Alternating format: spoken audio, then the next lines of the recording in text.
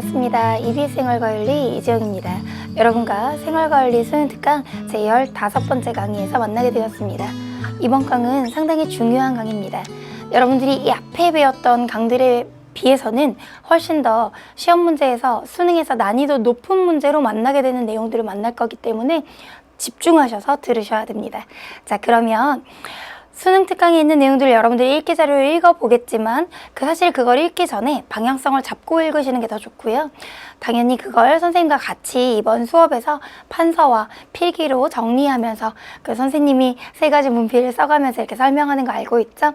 같이 큰 흐름을 잡으시고 그리고 교재 한번 읽어보시고 같이 문제 해설 듣고 하면서 완벽하게 학습하시는 게 가장 좋습니다. 자, 이번 강도요, 과학기술과 윤리에 대해서 다루게 될 텐데 지난 강들처럼 명언 하나 소개하고 다뤄보도록 할게요. 이번 강의 여러분에게 소개할 명언은 다음과 같습니다. 순자님의 말입니다. 배우다가 배우지 않다가 하면 길거리에 보통 사람이 될 뿐이다 라는 말입니다. 제가 이 말을 왜 소개하냐면요, 많은 학생들은 선택 과목이 있기 때문에 이 과목이 나한테 맞는지 저 과목이 나한테 맞는지 들어보고 결정해야지 라는 생각에 이것 조금 하다 그만두고 저 과목 조금 하다 그만두고 이러는 경우가 많습니다. 그런데요, 한 과목을 골라 우직하게 끝까지 공부하는 것만 못할 겁니다. 우리 가끔 가다가 중지고타면 아니간만 못하다 라는 고사도 들어보았을 겁니다. 여러분들이 어떤 과목을 공부해서 재밌는 내용 나올 때는 막 신나게 듣다가 어려운 내용 나오면 안 맞아 안 할래 라고 던져버린다면 그러면 나중에 온전히 여러분의 실력으로 만들 수가 없어요. 어떤 과목이든 그 과목만의 장단점이 있습니다. 따라서 생활과윤리에서 지금부터 이제 어려운 내용들이 나온다 하여 생활과윤리가 안 맞나? 하고 다른 과목에 가거나 이러지 마세요. 가다가 멈추면 아무것도 안 한 것보다 오히려 더 안 좋은 결과가 나올 겁니다. 지금부터 2000년이 넘는 시간, 2000년보다 이전 시간에 누가 순자라는 학자가 이렇게 얘기했습니다. 배우다가 배우지 않다가 하면 길거리에 보통 사람이 될 뿐이다 라고요. 배울 때는 우직하게 끝까지 밀고 나가 자신의 꿈을 성취할 때까지 해내셨으면 좋겠습니다. 이번 과목에서 어려운 게 나온다고 해서 버리고 다른 과목에 가면 꿀과 젖이 흐르는 그런 천국이 오지는 않습니다. 젖과 꿀이 흐르는 그런 천국이 오지 않아요. 그러니 여러분들 선생님과 이번 어려운 내용이라 하더라도 잘 참고 따라오실 거죠? 또 선생님이 여러분들을 감동시키는 감동의 필기로 여러분들을 따라오게 만들 거예요. 자, 그럼 이제 과학기술과 윤리 들어가 볼게요.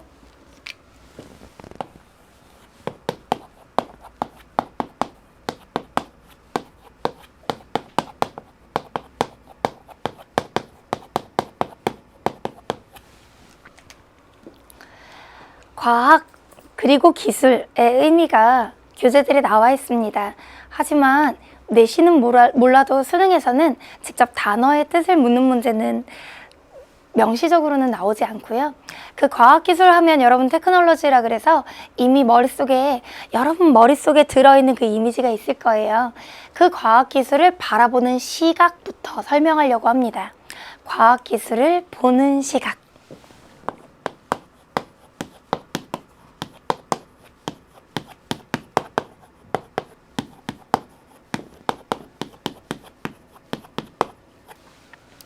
과학기술을 볼 때 그 과학기술을 긍정적으로 바라보는 낙관적 견해가 있을 거고요.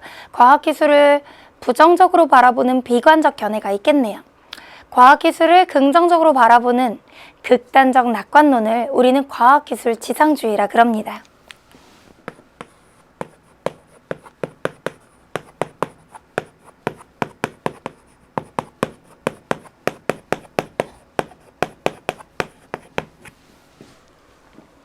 과학기술 지상주의라고 할 때 이 과학기술 지상주의라는 말은 과학기술이 최고다라고 하는 입장으로요. 과학기술이 우리 삶을 편리하게 만들어줬을 뿐만 아니라 앞으로 나타나는 모든 문제도 해결해 줄 거다라고 보는 입장입니다. 과학기술 지상주의는요, 극단적 낙관론에 해당하는 입장이에요. 이런 과학기술 지상주의의 대표 학자가 있습니다. 대표자 학자 바로 프랜시스 베이컨이라는 학자인데요. 17세기 영국의 학자인 베이컨. 뭔가 프랜시스 베이컨이라 그러니까 프랑크 소세지 베이컨 볶음 막 이런 거 떠오르시죠? 죄송해요. 농담하지 않을게요. 자, 이 베이컨이라는 학자는요. 당시 영국에서 정치인이었어요. 그런데 안 좋은 일 때문에 정계에서 물러나 이렇게 철학적인 연구를 했는데요. 특히 관찰과 실험에 기반을 둔 철학을 연구하면서 과학기술이 대단하다라고 믿게 되었던 것 같아요. 이 베이컨이 했던 가장 유명한 말이 이 말입니다. 아는 것이 힘이다 라는 말이요.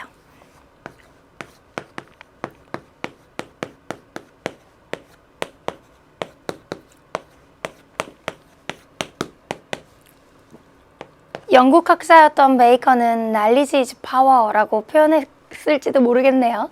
이 아는 것이 힘이다라는 말 안에는요, 다음과 같은 배경 지식이 들어있습니다.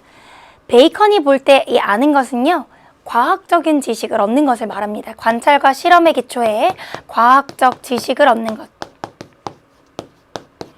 그것이 무슨 힘이라고 보는 것이냐면요, 자연을 지배하는 힘, 즉 자연 지배력이라고 보았습니다.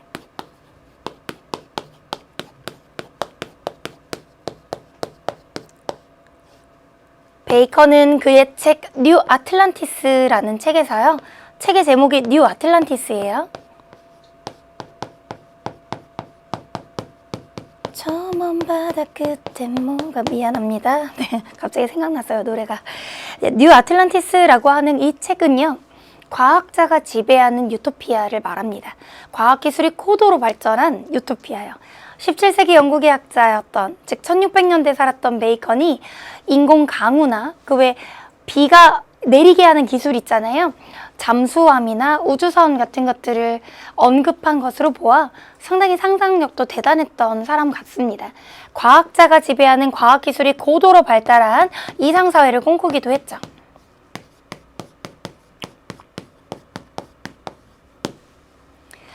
그 사람의 과학자가 지배하는 유토피아,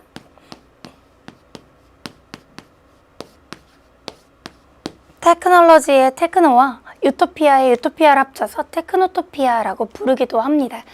자, 이런 베이컨과 같은 극단적 낙관론자들은 과학기술이 가져다주는 혜택에 초점을 둠으로써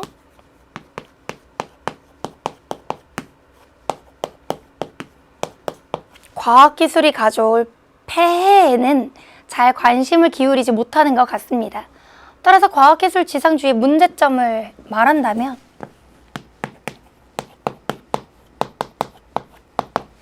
과학기술을 지나치게 낙관적으로 본 나머지 과학기술의 개발이 가져다주는 환경오염과 생태계 파괴를 보지 못한다는 단점이 있습니다.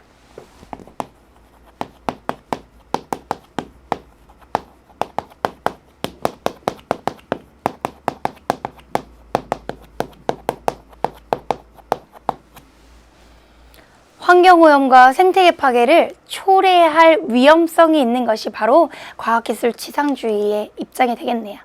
정반대로 과학기술을 부정적으로 보는 비관적인 시각도 있습니다. 과학기술을 혐오하는 입장인데요. 과학기술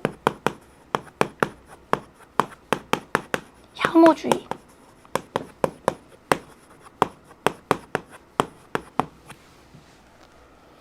과학기술 혐오주의는요, 극단적인 비관론적 견해입니다.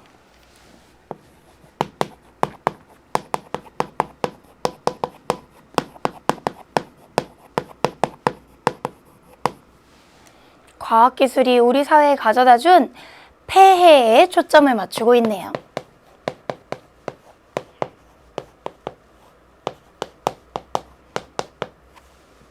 여러분, 원시시대로 돌아가 살라고 하면 구석기 시대, 신석기 시대 또는 청동기 시대와 같은 시대로 돌아가 살라고 하면 저 갈래요 라고 얘기할 사람들이 얼마나 있을까요?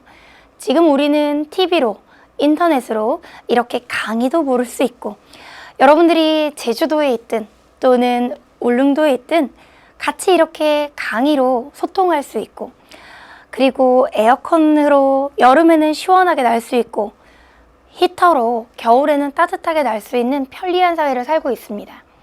하지만 그걸 부정적으로 보는 학자들도 분명히 있습니다. 이 학자들은요, 과학기술이 가져다 준 환경오염이 우리를 숨쉬기 어렵게 만들었고, 우리가 깨끗한 물을 먹기 위해서 많은 비용을 치러야 되는 이런 사회를 만들었으며, 그리고 우리를 너무 삭막한 세상 속에 던져 넣었다고 생각합니다. 제가 참 좋아하는 책 중에 법정 스님의 무소유라는 책이 있습니다. 그 책 속에서는요, 온갖 문명의 이기를 벗어나 정말 산 속에서 화장실을 삽으로 흙을 파서 사용하시고 다시 흙을 덮으시고 정말 자연 속에 살아가는 그러한 스님의 모습이 기록되어 있더라고요. 불필요한 것들로부터 벗어나면 우리는 더 홀가분하고 행복한 마음을 얻을 수 있다라고 말씀하셨던 그 스님의 말씀처럼 생태계를 중시하는 학자들이 바로 이렇게 과학기술 혐오주의적 입장을 가지고 있습니다. 이런 대표적인 입장으로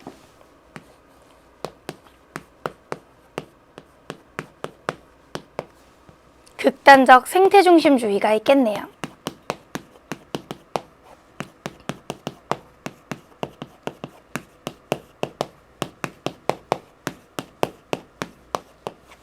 생태계 보존을 중시하는 입장에서는요, 온갖 문명의 이기를 버려도 좋으니 생태계를 보존하자라는 생각을 가지고 있습니다. 이런 과학기술 혐오주의가 역사 속에서 실제로 구체화되었던 사례 중에는요, 산업혁명 직후 기계가 일반 서민들의 일자리를 뺏어갔던 것에 주목하여 기계 파괴 운동을 조직적으로 벌였던 사건이 있었습니다. 우리 수특에도 나와 있지만 러다이트 운동이라 하여 조직적 기계 파괴 운동들이 산업혁명 이후에 있었는데요. 이런 러다이트 운동과 같은 운동의 사상적 배경이 되는 것이 바로 이런 과학기술에 대한 혐오주의라고 하겠습니다. 하지만 이것이 극단적으로 나아가게 되면 역시 한계가 생길 수 있는데요.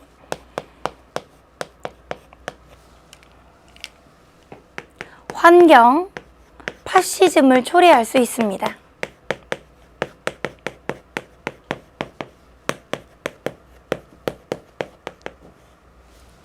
환경 파시즘이라고 할 때 이 파시즘이라는 말은요, 독일의 히틀러의 나치즘, 이탈리아 무솔리니의 파시즘 할 때 쓰는 그 용어가 맞습니다. 원래는 전체 국가를 위해 개별 인간은 희생되어도 좋다는 전체주의적 사고를 파시즘이라 그러는데요. 그걸 환경에 적용하면 전체 생태계를 위해 개별 생명체는 희생되어도 좋다는 말로 해석이 됩니다. 무엇으로 해석된다고요? 전체 생태계를 위해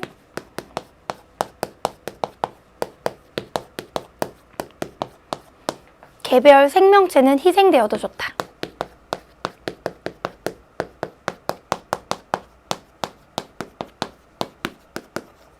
이런 입장을 환경 파시즘이라 합니다. 그런데 이렇게 생태계를 위해 개별 생명체를 파괴해도 좋다는 입장은 극단적으로 나가면 다음과 같은 활동들을 하기도 한대요. 여러분 혹시 전 세계적으로 가장 유명한 환경보호단체인 그린피스라는 단체를 들어보셨나요? 전 세계적으로 유명한 환경연합인 그린피스 중에서도 일부 극단적인 세력은 이런 환경 파시즘적 사고를 가지고 있기도 하답니다. 환경 파시즘을 주장하는 자들은요, 이를테면 산을 깎아 골프장을 건설하는 사람들에게 테러를 하는 거예요. 그 사람들만 없어지면 산이 파괴될 리가 없다고 생각하는 거죠. 그리고 바다를 뚫어 석유를 이렇게 얻고 싶은 그런 시추선을 테러하고 다니는 거예요. 그런 개별 생명체를 파괴함으로써 전체 생태계를 보존할 수만 있으면 괜찮다라고 보는 입장이 아주 극단적인 환경 파시즘이라고 합니다. 자, 이것이 이제 과학기술을 보는 시각에 대한 가장 극단적인 입장이었고요. 이제 두 번째로 과학의 가치 중립 논쟁을 좀 만나볼게요.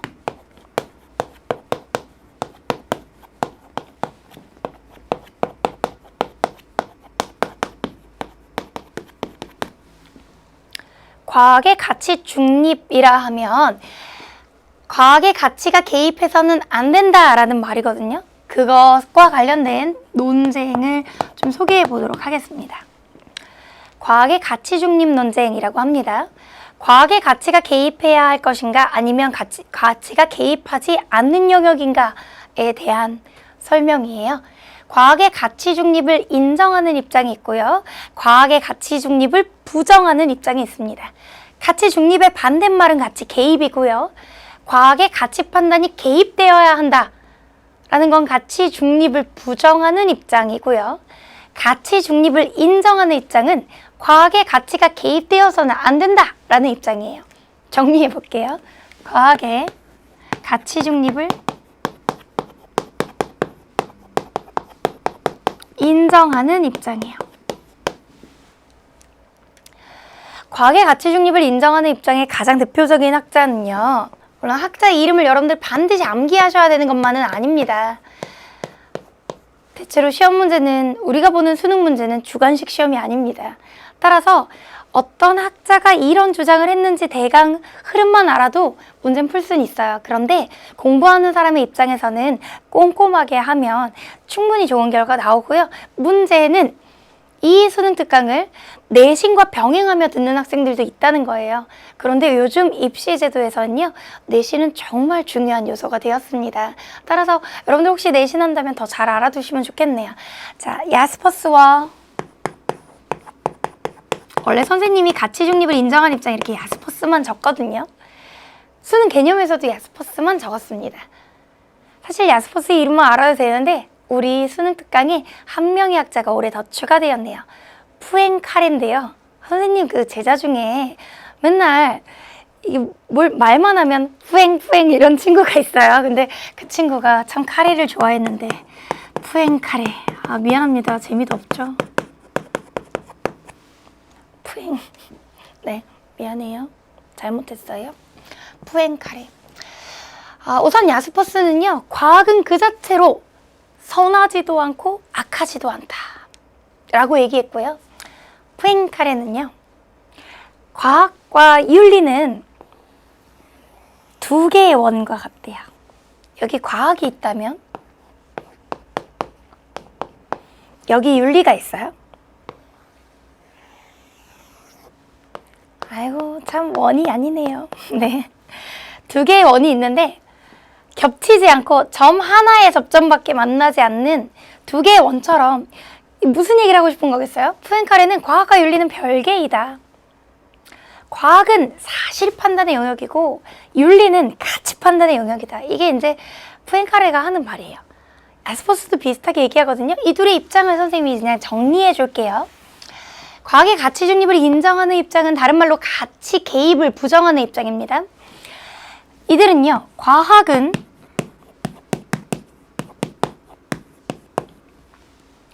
가치 판단의 대상이 아니라고 생각합니다.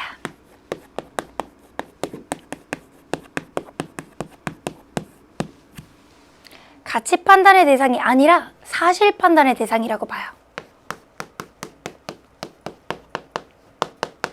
이제 좀 왼손 오른손 섞어 쓰는 거 이해하셨어요?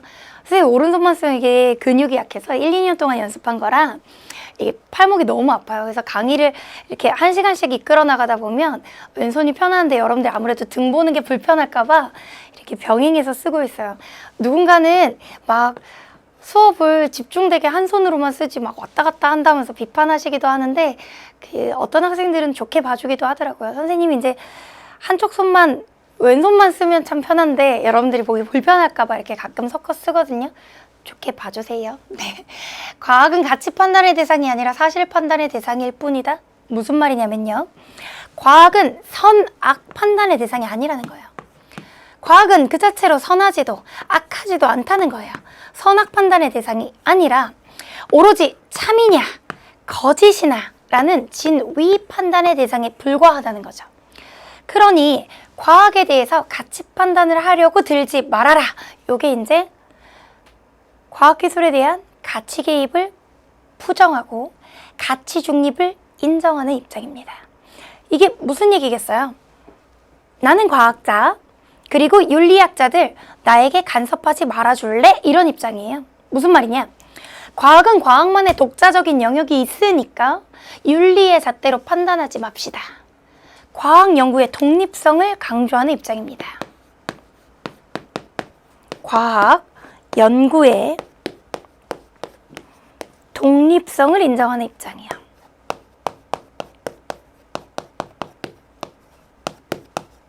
이 얘기는 뭐냐면요. 아까 푸엥스카레가 얘기를 했죠. 이름이 너무 귀엽지 않아요? 네, 수학자이기도 하면서 푸엥카레의 정리라고 되게 유명하신 분이에요. 근데 이제 제가 네. 어쨌든 푸엥카레가 했던 것처럼 과학과 윤리가 접점이 하나뿐인 별개의 원처럼 중복되지 않는 영역이라는 거죠. 과학은 가치의 영역이 아니라 사실의 영역이고 윤리는 가치의 영역이니까 과학과 윤리가 별개다. 과학의 영역과 가치 영역은 별개다. 그러니까 무엇하지 말라는 거예요? 간섭하지 말라는 겁니다. 간섭하지 말자. 과학과 윤리는 별개의 영역이다. 과학과 윤리는 별개의 영역이다. 네, 이것이 바로 과학의 가치 중립을 인정하는 계열의 주장이고요. 가치 중립을 부정하는 입장도 좀 볼까요? 과학의 가치 중립을 부정한다고요? 가치 중립을 부정한다는 말은 뭐예요? 과학의 가치가 개입되어야 한다. 연구 주제를 선정할 때나 연구 결과를 활용할 때나 가치가 개입되어야 한다. 이걸 말합니다.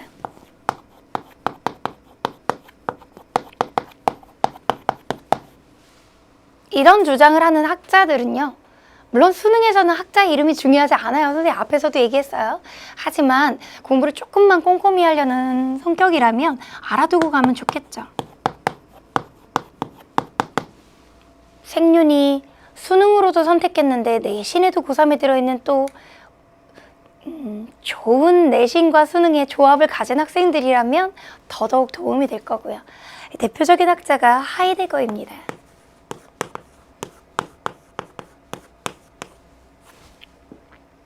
한 명 더, 요나스도 이쪽 계열의 학자입니다.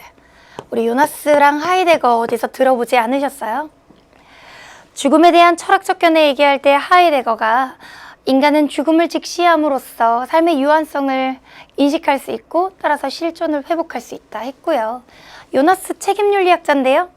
요나스가 했던 말을 얘기해 볼까요?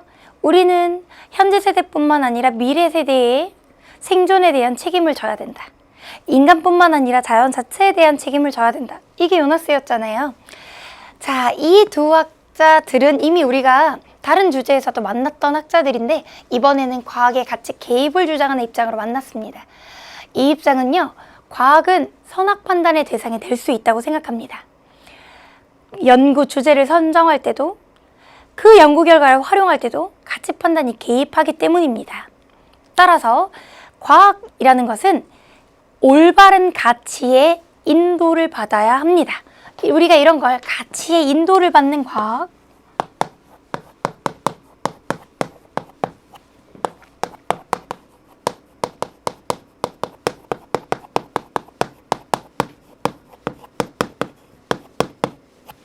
가치의 인도를 받는 과학, 또는 윤리의 인도를 받는 과학, 또는 반성하는 과학이라고 부르기도 합니다. 반성하는 과학의 입장이라고 하기도 해요. 그 얘기는 무슨 말이냐? 과학과 윤리는 별개의 영역이 아니라 과학기술을 개발하려는 자는 그것이 윤리적으로 옳은가 옳지 않은가를 따져보고 성찰해 보아야 된다라고 하는 겁니다. 즉, 이렇게 하려면 내가 지금 연구하는 과학기술이 혹시 핵무기나 인간 복제 기술이에요. 이게 혹시 우리 사회에 피해를 주진 않는지, 위험하진 않는지, 부정적인 영향을 주진 않는지 경각심을 가지고 따져보아야 합니다. 다시 한번요. 과학 기술의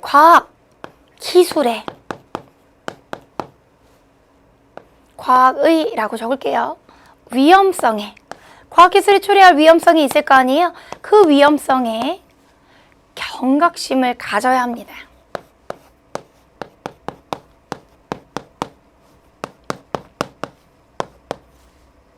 하이데거는 말했습니다. 과학을 가치 중립적인 것으로 고찰하게 되면 우리는 과학기술이 가져다주는 피해에 무방비 상태로 노출되고 말 것이다. 지시문에 그대로 나왔던 내용이에요. 다시 한번 볼까요? 하이데거가 이렇게 말했습니다. 과학을 가치 중립적인 것으로 보게 된다면, 즉 야스퍼스 푸엔카레가 얘기한 대로 보게 된다면 우리는 과학이 가져다주는 피해에 무방비 상태로 노출될 것이다. 그러니 그렇게 무방비로 당하지 않으려면 과학에 대해 가치 판단을 하자는 거죠. 과학자는 시민들이나 윤리학자들, 정치인들의 의견에 귀를 기울여야 된다는 겁니다. 과학자는 독립적인 영역이 있는 것이 아니고 정치의 간섭, 윤리의 간섭을 받아들여야 된다는 거예요. 왜요? 과학이 줄 위험성이 너무너무 무시무시하기 때문이죠.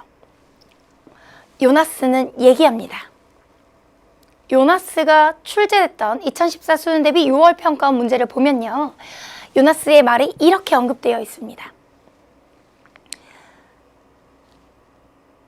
과학의 힘을 부여받아 사슬로부터 풀려난 프로메테우스는 자신의 힘이 불행을 초래하지 않도록 스스로를 제어해야 한다. 너무 빠르다고요? 안 외우셔도 되니까 흐름을 생각해 보세요. 과학의 힘을 부여받아 사슬로부터 풀려난 프로메테우스는, 비유적인 표현이죠. 자신의 힘이, 즉 과학이라는 것이 불행을 초래하지 않도록 스스로를 제어해야 된다. 즉 과학이 불행이 되지 않도록 조심해야 된다는 거예요. 그것이 미래 세대의 삶의 터전에 파괴적이지 않도록 행해야 되는 거죠. 다시 한번요. 우리 요나스 한번 다시 생각해 볼까요? 요나스가 뭐라고 얘기했죠? 요나스는요. 책임윤리에서 생태학적 정언명령으로도 다뤘던 학자입니다. 요나스가 이렇게 얘기했었잖아요. 생태학적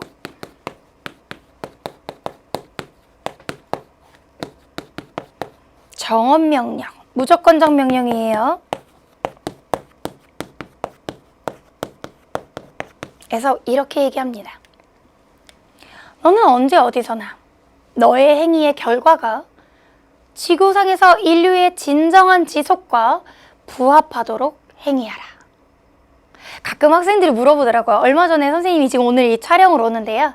한 귀요미 학생이, 귀여운 학생이 이렇게 후기를 남겨줬어요. 선생님, 생활관리 너무 잘하고 싶은데요. 암기의 비법을 좀 알려주세요. 라고요. 어떤 학생들은요, 이렇게 얘기합니다. 선생님은요, 35강이 넘는 강의를 하시면서 원고도 없이, 종이도 없이 이걸 어떻게 다 외우세요? 이렇게요. 암기하는 방법은 자기만의 그 방법이 있는데요. 제가 여러분한테 소개했던 백지복습 방법 있잖아요. 흰 종이를 꺼내놓고 거기다 스스로 기억나는 대로 적어보는 거예요. 적을 수 없는 것들은 다시 필기를 펴서 그 필기 중에 내가 못 적은 것들을 다시 기억하고 다시 백지를 꺼내서 적어보는 거죠. 어떤 학생이 그러더라고요. 선생님, 제가요 수업을 듣고 선생님 시킨 대로 우직하게 공부는 우직하게 하려고 백지를 펴놓고 적으려고 했거든요. 아무것도 적을 수가 없었어요. 이렇게요. 네, 처음부터 적어지는 건 아니죠. 그러니 들을 때부터 키워드가 뭔지, 소제목은 어떻게 잡혀 있는지, 어느 흐름으로 논리가 전개되는지 집중해서 들어야죠. 이걸 나중에 내가 기억해내야 된다 생각하면 그냥 편안하게 듣는 게 아니라 필기에만 급급한 게 아니라 잘 들을 수 있어요. 요나스를 외울 때는요. 요나스의 키워드가 이거예요. 너의 행위의 결과가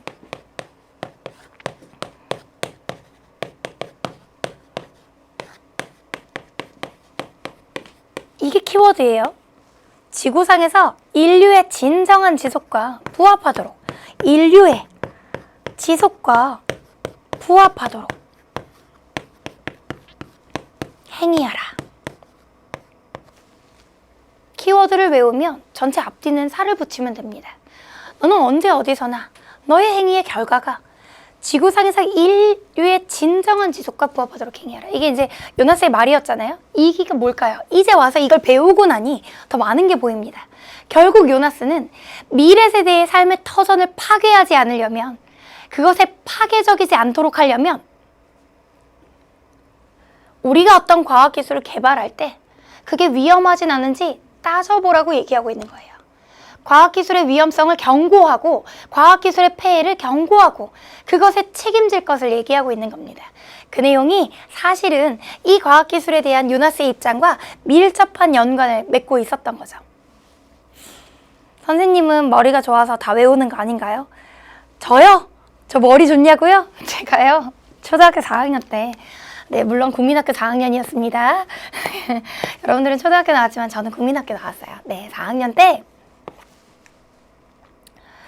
IQ 검사를 했거든요. 그때 IQ가 94가 나오더라고요. 돌고래 IQ가 90이라면서요. 그래서 저는 제가 마킹을 잘못했다고 생각했어요. 94일 리가 없어! 이러고 고등학교 1학년 때요. IQ 검사를 또 했거든요. 정말 집중을 해서 남들은 그냥 아무 생각 없이 설렁설렁 볼 때, 설렁설렁 볼 때 저는 정말 초인류적 집중을 해서 봤거든요. 108이 나오더라고요. 여러분 혹시 108번뇌라는 말 들어보셨어요? 그때부터 제 고민이 시작됐습니다. 왜 나는 내신도 잘하고 모의고사도 잘 나오는데 IQ가 이럴까? 알고 보니 타고난 두뇌의 능력이 중요한 게 아니에요. 공부는 우직하게 하는 거예요. 정말 우직하게. 남들이 징그럽다고 할 때까지. 야, 너 그렇게 공부하다 죽어! 라고 할 때까지요. 저 그래서 고등학교 3학년 때 맨날 들은 말이 뭐였는지 아세요? 여러분들은 부모님이 공부하라 그럴 때 짜증나죠? 힘들죠? 막 엄마 할 거였단 말이에요. 막 이렇게 막 뭐라 그러죠? 근데 저는요, 저 고3 때 어머니께서 맨날 이러셨어요. 지영아, 엄마는 공부 잘하는 딸 필요 없어. 너 그러다 죽을 것 같아. 잠 좀 자면 안 되겠니? 엄마 너 병원 실려갈 때마다 너무 힘들단다라고요.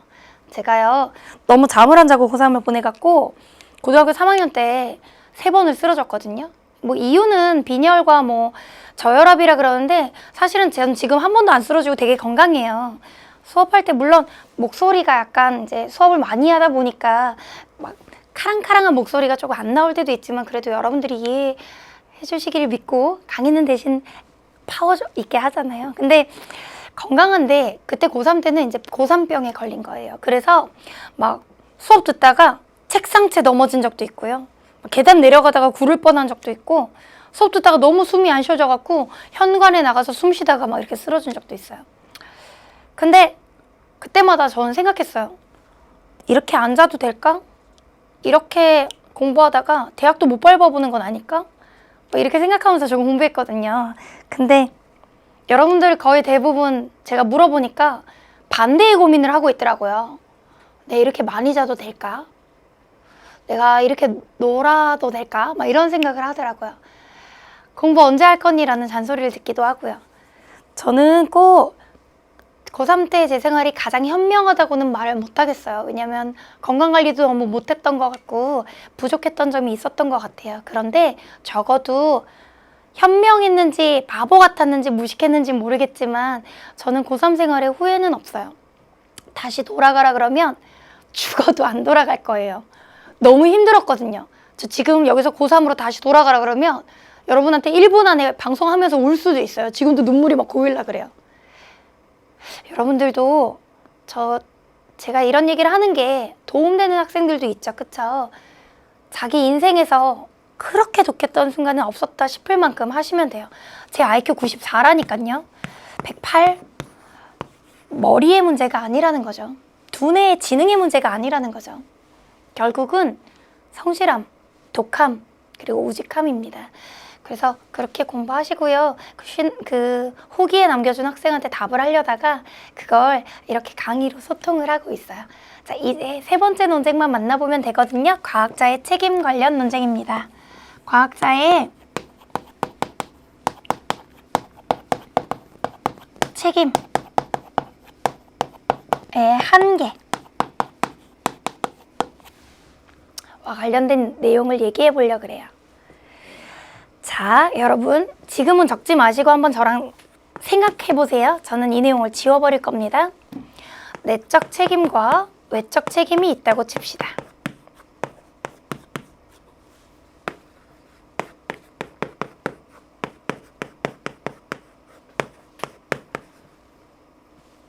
자, 여러분 핵무기라고 하는 무서운 무기가 있죠.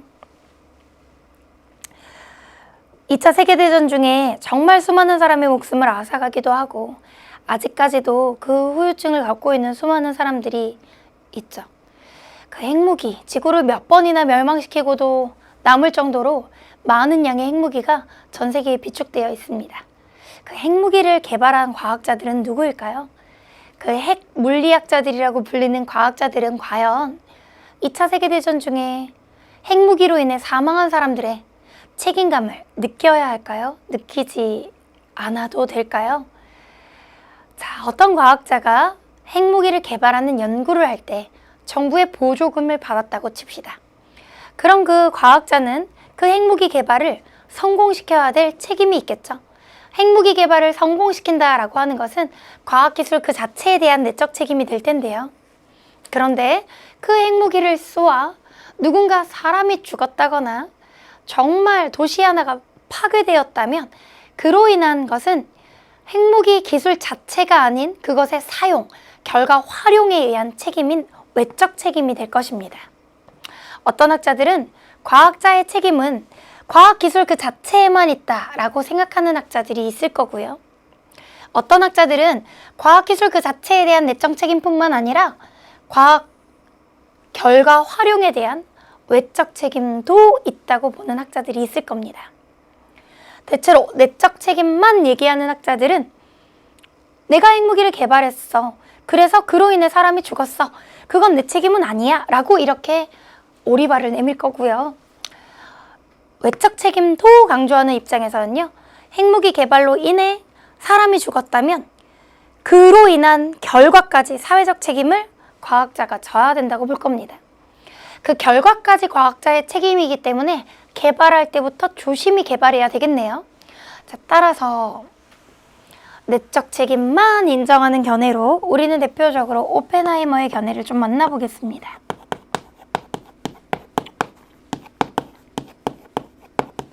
아주 유명한 핵물리학자인데요. 여러분들 중에 이과 친구가 있다면 이과 친구는 알지도 모르겠어요. 그런데 우리에게 이 오펜하이머는 과학기술의 내적 책임, 즉 내적 책임, 잘 보이세요? 내적 책임만 인정하는, 다른 말로 하면 과학, 기술 그 자체에 대한 책임만 인정하는 견해입니다. 팔이 아프네요. 과학, 기술 그 자체만 책임지면 된다고 보는 그러한 견해를 말합니다. 이 오펜하이머의 견해고요. 반대로 하이젠베르크라는 학자가 있습니다. 학자 이름이 어렵죠? 하이젠베르크.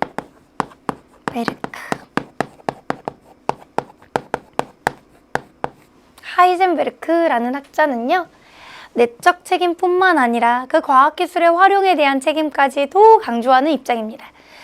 그렇다고 내적 책임 무시한 건 아니고요. 내적 책임뿐만 아니라 플러스 과학기술에 대한 외적 책임도 인정하는 견해예요.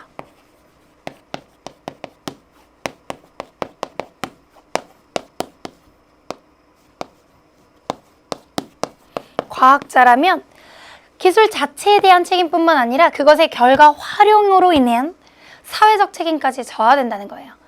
무엇까지 져야 된다고요? 결과, 즉 핵무기를 쏴서 결과 활용에 대한 피해 입은 사람들이 있다면 사회적 책임, 그것까지 책임져야 된다는 거예요.